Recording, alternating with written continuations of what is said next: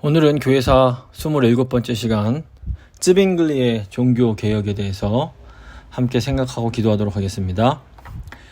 저희가 종교개혁 3인방을 꼽자면 독일의 마틴 루터가 있고, 그 다음에 이제 스위스의 쯔빙글리가 있고, 그 다음에 원래는 프랑스 출신이지만 스위스에서 종교개혁을 했던 존 캘빈 또는 칼뱅이라고 불리는 이 세 사람이 있습니다. 저희가 지난 2주간에 이 종교개혁의 문을 열었던 독일의 종교개혁자 마틴 루터에 대해서 함께 생각을 했습니다. 교회 역사를 보면 교회가 어떤 세속적인 탐욕을 위해서 성경을 왜곡하는 순간 이제 그 교회는 타락하기 시작합니다. 그래서 이 종교개혁이란 것이 뭘 새롭게 만들어낸다기보다는 다시 성경 본래의 가르침으로 돌아가는 운동이라고 볼 수 있겠습니다. 그래서 이 종교개혁의 중심에 있는 것이 바로 성경입니다. 성경은 종교개혁을 가능하게 하고 종교개혁을 끌고 가는 힘이 되어줍니다. 그래서 이 종교개혁을 처음 선도했던 사람들은 모두 이 성경에 능통했던 성경학자들이었습니다. 성경을 연구하고 성경을 번역하고 설교하던 그런 사람들인 겁니다. 그래서 오늘은 종교개혁자는 아니지만 많은 종교개혁자들에게 지대한 영향을 주었던 중요한 학자인 에라스무스와 루터와 거의 비슷한 시기에 스위스에서 종교개혁을 일으켰던 종교개혁자 쯔빙글리에 대해서 한번 생각해 보도록 하겠습니다. 먼저 에라스무스를 살펴보면 루터가 독일에서 종교개혁을 하던 그 시기에 스위스 쥐리히에서는 울리히 쯔빙글리가 이 개혁을 하고 있었습니다. 두 사람이 서로 만난 적이 없었지만 나이도 같고 서로 굉장히 비슷한 생각을 가지고 종교개혁을 추진했던 겁니다. 아마도 하나님께서 생각했던 어떤 그 시기가 무르익었기 때문에 이제 독일과 스위스 이런 곳에서 이런 일들이 일어났던 것 같습니다. 그런데 이 루터와 쯔빙글리에게 큰 영향을 준 사람이 있었는데 이 사람이 바로 에라스무스입니다. 이 에라스무스가 번역한 헬라어 성경이 이 지역 곳곳에서 종교 개혁이 일어나는데 아주 지대한 영향을 줍니다. 이 에라스무스는 가톨릭 사제이자 이 르네상스 시대의 가장 중요한 학자 중 한 명이었습니다. 다 에라스무스란 이름은 들어보셨을 겁니다. 너무너무 똑똑한 천재였기 때문에 이 종교개혁 당시 유럽에서 가장 유명하고 영향력이 있던 사람이었습니다. 그래서 당시 공부 좀 한다는 사람들은 누구나 다 알고 있던 아주 권위 있는 학자가 이 에라스무스였습니다. 이 에라스무스가 이 그리스어와 라틴어를 병기한 이 신약 성경을 출판하게 됩니다. 그래서 이 두 가지를 보면서 그동안 로마 카톨릭이 사용해왔던 라틴어 성경이 원래 성경에 쓰여진 이 그리스어와 얼마나 다른지를 이제 사람들이 다 알 수 있게 되었던 겁니다. 또 에라스무스가 이 우신 예찬이라는 책을 써서 이 카톨릭 교회를 비판하고 이 루터와 쯔빙글리 같은 이 개혁자들에게 강한 영향력을 미쳤는데 참 아이러니하게도 이 에라스무스 자신은 끝까지 죽을 때까지 카톨릭 교회에 머물게 됩니다. 그 결과 이 에라스무스는 개신교 사람들로부터도 비판을 받고 카톨릭 사람들로부터도 공격을 받았습니다. 이 개신교 입장에서 볼 때는 이거 신학 사상은 개신교 그대로인데 어떻게 계속 타락한 카톨릭의 교회에 머물러 있을 수 있는가 하면서 에라스무스를 비난을 합니다. 반면 카톨릭 교회에서는 어떻게 카톨릭 신자가 그런 개신교 사상을 옹호할 수 있는가 이렇게 하면서 또 에라스무스를 비난을 하는 겁니다. 이 에라스무스는 본래 이제 네덜란드 이 로테르담이라는 곳에서 태어나게 됩니다. 이 무역으로 아주 유명한 그런 곳이었습니다. 근데 아버지가 이 결혼을 할 수 없는 사제였기 때문에 이 에라스무스가 태어났지만 호적에 올릴 수가 없는 사생아였던 겁니다. 근데 머리가 워낙 좋다 보니까 당시에 이제 학문의 언어이던 라틴어를 너무너무 잘했다고 합니다. 그래서 이제 14살 때쯤에 이제 수도원에 맡겨져서 공부를 했는데 이 라틴 고전학과 신학을 공부한 후에 너무 똑똑하니까 21살 젊은 나이에 아우구스티누스 수도원의 수사가 됩니다. 그리고 이후에 이제 그 주교의 비서로 있다가 주교가 이 천재성을 알아보고 1495년에 파리 대학 신학부에서 공부를 시킵니다. 에라스무스가 처음에 이 르네상스 인문주의자들에게서 영향을 많이 받아서 인문 고전에 심취하게 됩니다. 그러다가 영국에서 그리스어와 교부 신학에 정통했던 존 콜레트라는 학자에게 큰 영향을 받고 야, 이게 성경이 참 깊은 것이구나 라는 것을 깨닫게 됩니다. 이후로 이제 다른 공부를 접고 그리스어와 신약 성경 그리고 초대 교부들의 저작을 집중적으로 연구를 합니다. 그런데 이제 이것이 결과적으로 이 교회의 역사를 바꾸는데 아주 지대적인 아주 결정적인 영향을 하게 되는 겁니다.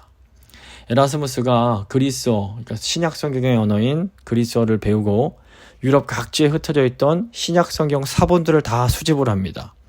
그리고 그 사본들을 다 비교 분석한 후에 그리스어 성경을 편집해서 그 그리스어 원어와 그 자신이 번역한 라틴어 성경을 출판을 하게 되는 겁니다. 그러니까 그 전까지는 학자들이 성경을 그렇게 깊이 구절구절 연구하지 않고 그냥 대충 내용을 보고 비유적으로 설교를 했습니다. 근데 에라스무스가 성경을 제대로 연구해 보니까 당시 카톨릭 교회가 행하던 뭐 성지순례, 마리아 숭배, 뭐 죽은 자를 위한 기도 등이 신약 성경에 전혀 나오지 않는 것을 보게 됩니다.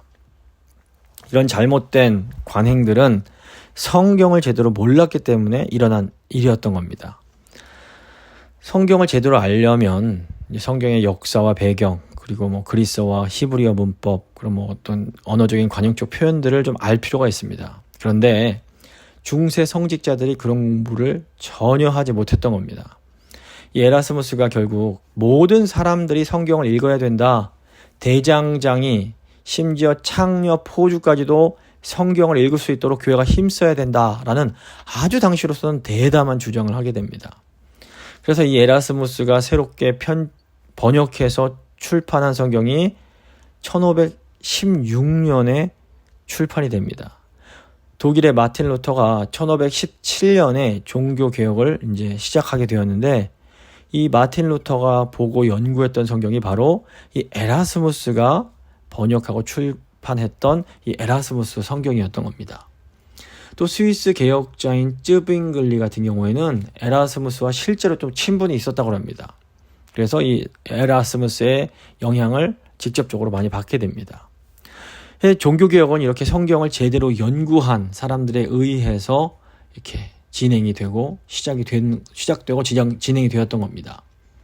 근데 이제 여기서 왜 사상은 개신교 신학사상을 가지고 있었으면서도 이 에라스무스가 끝까지 카톨릭 교회에 머물러야만 했는가 이런 질문을 할 수 있습니다.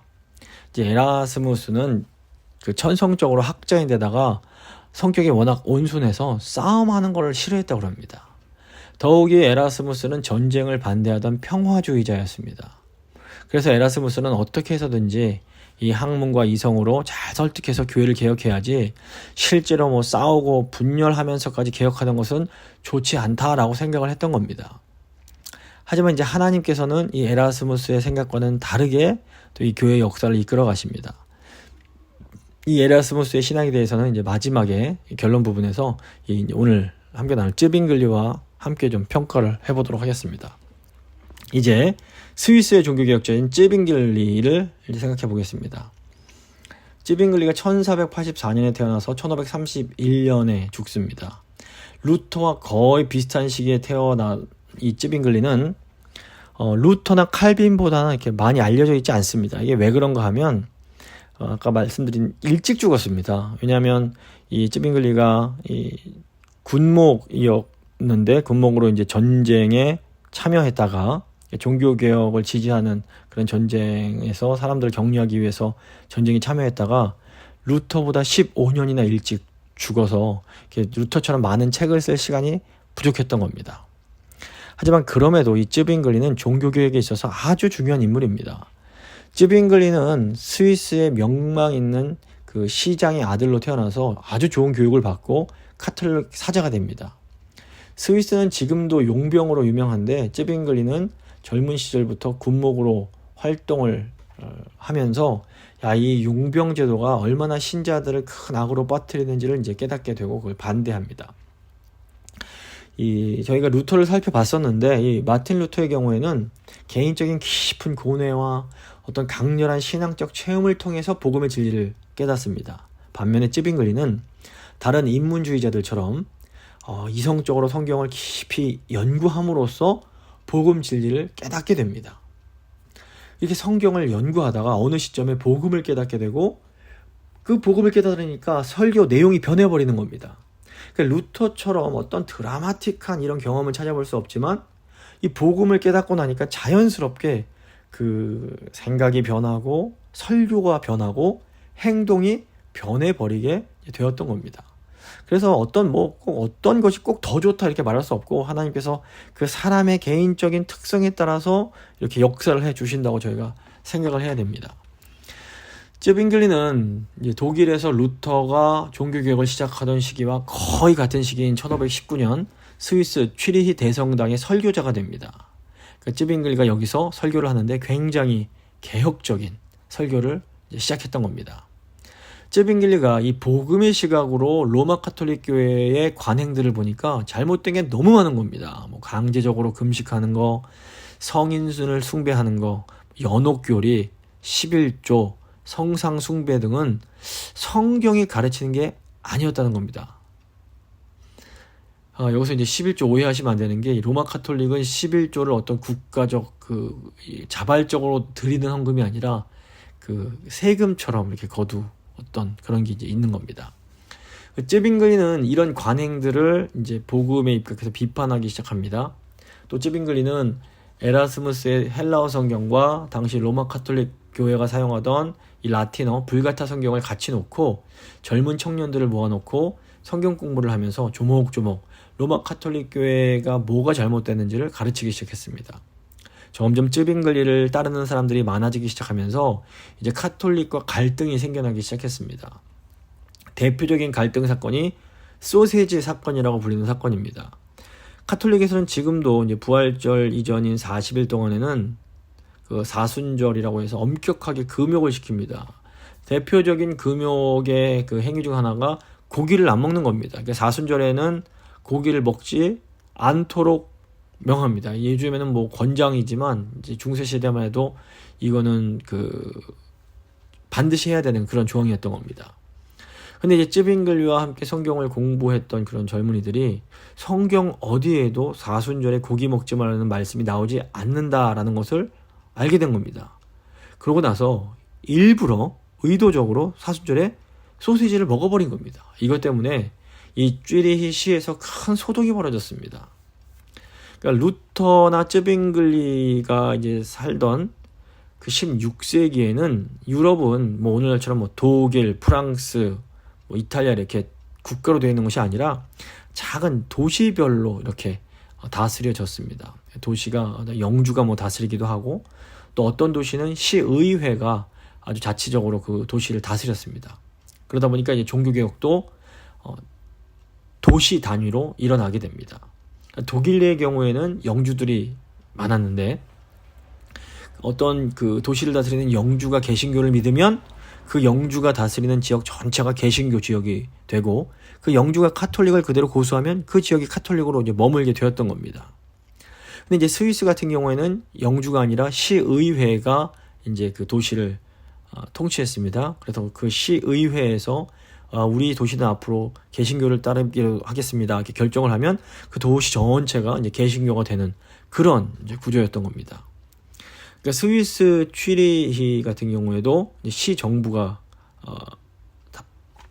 그 도시를 관장을 했는데 쯔빙글리를 따르는 사람들이 많아지면서 그 도시에 로마 카톨릭을 따르는 사람들과 계속해서 이제 갈등이 일어나기 시작하는 겁니다. 결국 취리히 정부가 도시가 무질서해지는 것을 막기 위해서 그 시정부 주관하에 쯔빙글리파 대표와 대표와 카톨릭 대표가 모여서 공식적인 이 논쟁을 하게 했습니다. 이 논쟁이 1523년 1월에 있었던 취리히 논쟁이라는 겁니다.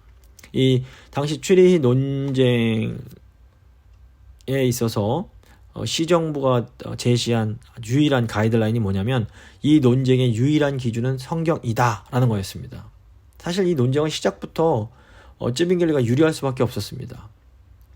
왜냐하면 카톨릭 같은 경우에는 성경 말고도 전통이나 교황의 말 이런 것들이 다 되게 중요한 그런 것인데, 개신교는 뭐 성경을 기준으로 하는 것이기 때문에 이 논쟁의 기준은 성경이다 이렇게 해놓고 나면 이미 그 쯔빙글리가 훨씬 더 유리할 수밖에 없는 겁니다. 이 자체가 이 시 정부의 입장이 이미 개혁적으로 많이 기울어져 있었음을 볼 수 있습니다.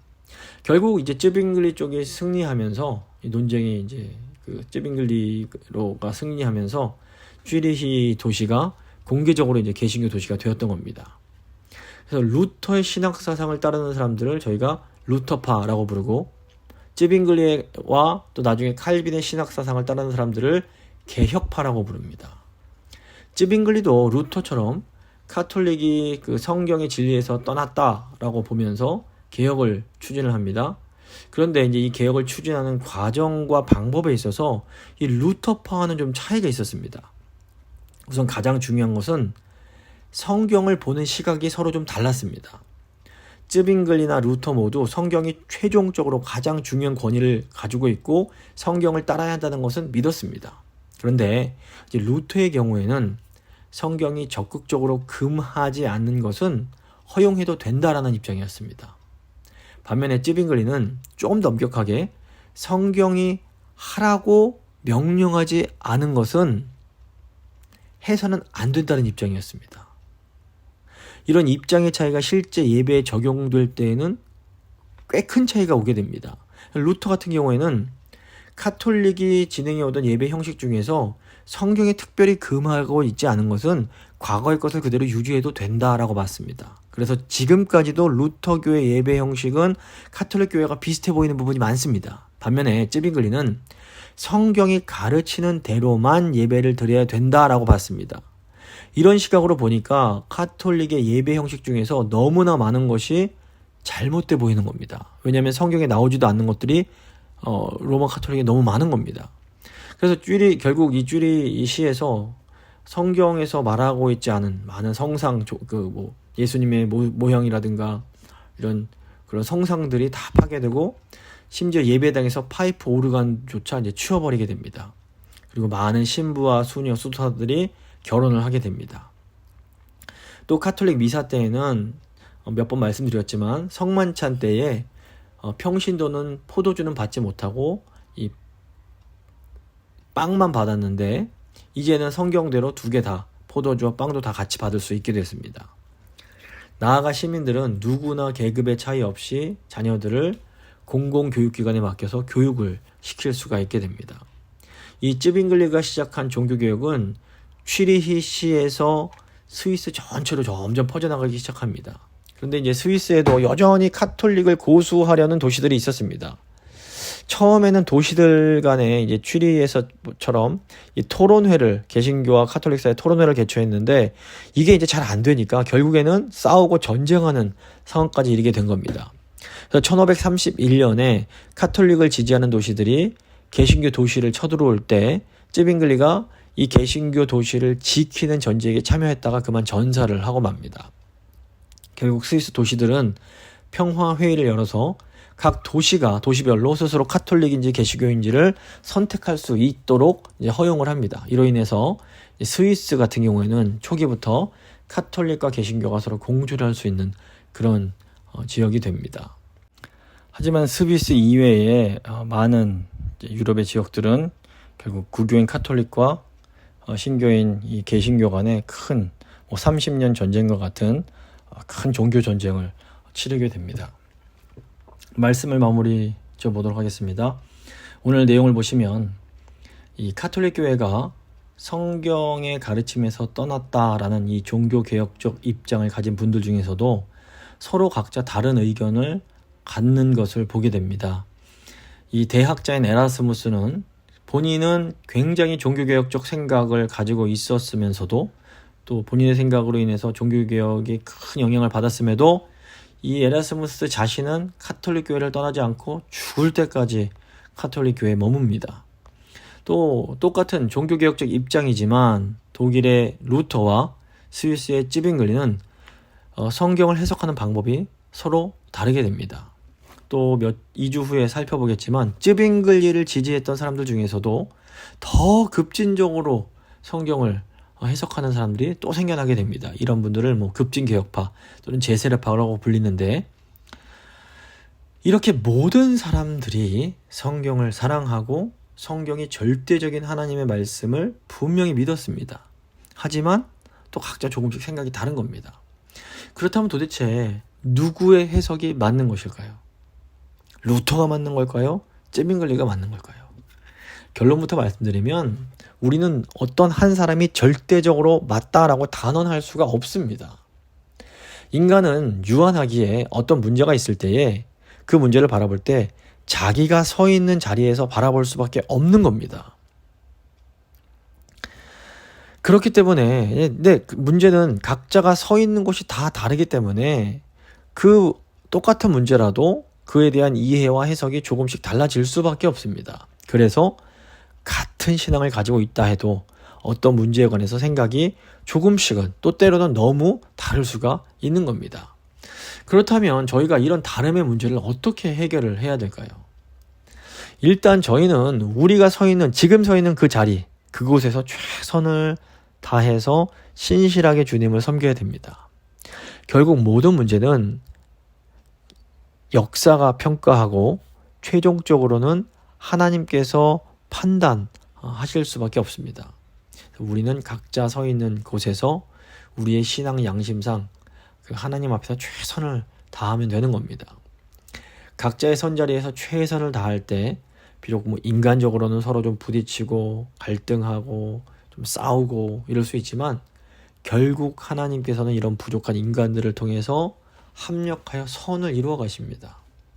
근데 여기서 하나 정말 조심해야 될 것이 오직 나만이 옳다는 독선적 태도입니다. 온 우주에서 오직 내가 절대적으로 옳다라고 말해도 되는 분은 하나님 한 분밖에 안 계십니다. 인간은 자신이 아무리 옳아도 완전히 옳을 순 없습니다. 그렇기 때문에 우리에게 꼭 필요한 것이 바로 겸손입니다. 그래서 우리는 내가 가진 믿음을 버릴 필요 없습니다. 그 믿음을 꼭 가지고 나서 그 다음에 다른 자리에서 좀 다른 생각을 하고 다르게 바라보는 분들의 의견에 귀를 기울이면 되는 겁니다. 그래서 하나님께서 우리를 혼자가 아니라 교회 공동체로 불러주셨습니다.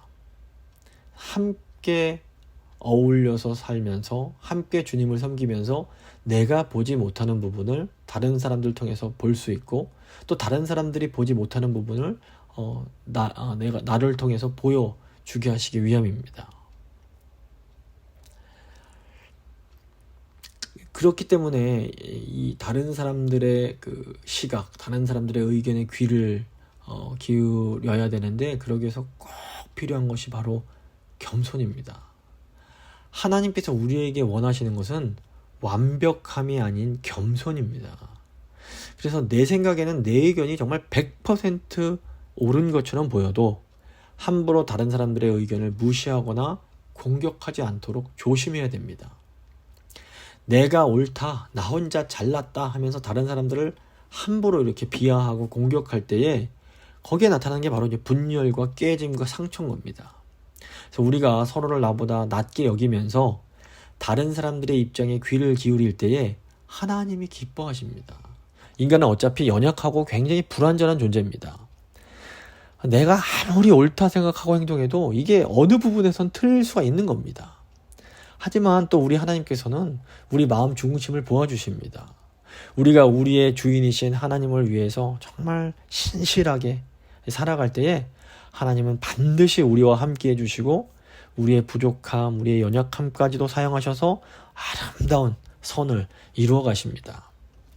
오늘 저희가 조회사 통해서 보는 루터나 찌빙글리 또 나중에 보게 될 칼빈은 정말 훌륭한 분들이었습니다. 하지만 여전히 이분들도 불완전한 인간들이었습니다. 그럼에도 이분들은 자기 자리에서 정말로 최선을 다했습니다. 그리고 하나님께서는 이분들의 마음 중심을 받으시고 합력하여 선을 이루어 가십니다. 이게 우리 교회도 마찬가지입니다. 우리 교회 성도님들 한 분 한 분 가운데 정말 신실하게 주님을 따라온 그런 모습들이 있습니다. 또 동시에 인간이기 때문에 실수하고 연약했던 부분들도 있는 겁니다. 하지만 중요한 것은 하나님께서 우리의 마음의 중심을 보아주신다는 것이고, 또 이런 우리가 정말 마음의 중심이 주님을 향해 있을 때 주님은 우리의 연약함과 부족함까지도 다 합력해서 결국에는 선을 이루어 가신다라는 겁니다.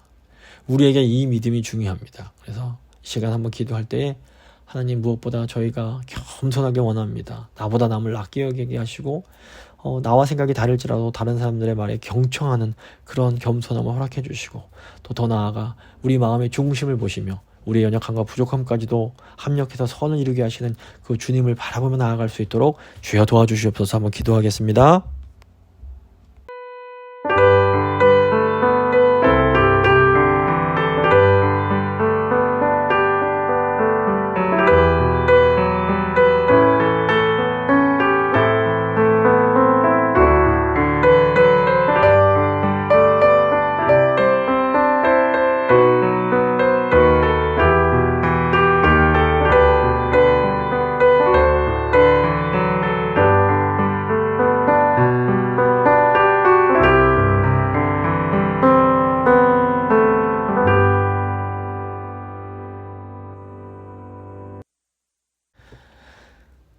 너무나 좋으신 하나님 감사합니다. 교회의 역사를 보고 하나님의 그 일하심을 바라볼 때마다 저희가 참 겸손해지고 하나님의 그 위대하심을 다시 한번 생각하게 됩니다. 주님, 인간은 참 연약합니다. 부족합니다. 저희가 아무리 옳다고 하는 것도 하나님 보실 때는 빈 구석이 있고 잘못된 것이 있다는 것 저희가 늘 기억할 수 있도록 주여 도와주시옵소서. 주님, 저에게 무엇보다 겸손함이 필요합니다. 나보다 남을 낫게 여기는 겸손함을 허락하여 주시고, 또 저희가 부족할 때에도 주님께서는 저희 중심을 보아주시는 분이라는 것을 기억하면서 더 주님만 의지하고 주님만 바라보며 나아갈 수 있도록 주여 도와주시옵소서. 사랑하는 저희 성도님들 한 분 한 분 주님 손에 맡겨드리며 귀하신 우리 구주 예수 그리스도의 이름으로 간절히 기도드립니다. 아멘.